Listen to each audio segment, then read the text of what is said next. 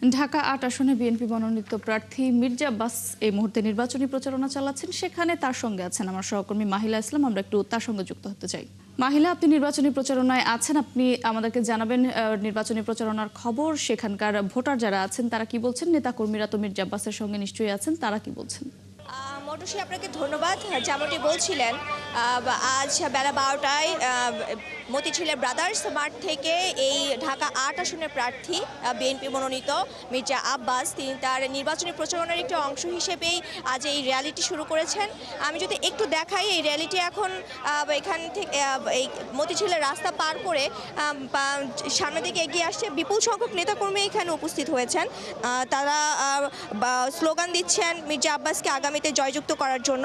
এই র্যালিটি মতিঝিল ইত্তেফাক মোড়, দৈনিক বাংলা, পল্টন মোড়, মুক্তানগর, গোলাপ শাহ মাজার, দক্ষিণ সিটি কর্পোরেশনের অফিস এবং বঙ্গবাজার, হাইকোর্ট মাজার গেট, প্রেস ক্লাব, তোপখানা মোড়, বিজয়নগর হয়ে একেবারে বিএনপি কেন্দ্রীয় পল্টনে যে কার্যালয় রয়েছে, কেন্দ্রীয় কার্যালয়, সেখানে যে আসলে এই মিছিলটি শেষ হবে। মির্জা আব্বাস এই র্যালিটি শুরু করার আগে তিনি বক্তব্য রেখেছেন। সেই বক্তব্যে তিনি আসলে বলেছেন যে নির্বাচনকে কেন্দ্র করে দু একটি দলের যেই অপপ্রচার এবং বিএনপিকে কলঙ্কিত করা বা বিএনপির নামে বিভিন্ন ধরনের যে অপপ্রচার চালানো হচ্ছে, তার একটি জবাবমূলক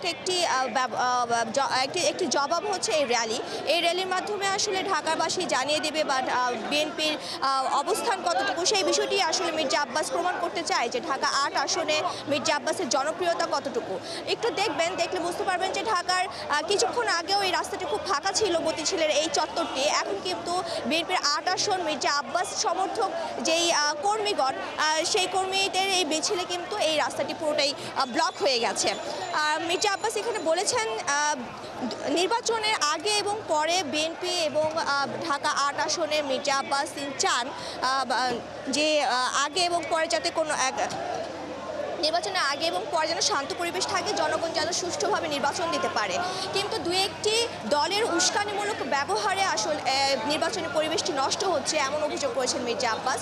এটি শেষ হওয়ার পর হয়তো মির্জা আব্বাস আরও কিছু বলবেন, তো সেই পর্যন্ত আসলে অপেক্ষা করতে হবে। মোটামুটি এই হচ্ছে এখানকার মতো পরিস্থিতি, যে র্যালিটি পল্টন মোড়ে যেয়ে শেষ হবে। ধন্যবাদ মাহিলা, আপনি প্রচারণার সঙ্গেই থাকবেন। আমরা পরবর্তীতে আপডেট জানতে আবারও আপনার সঙ্গে যুক্ত হব।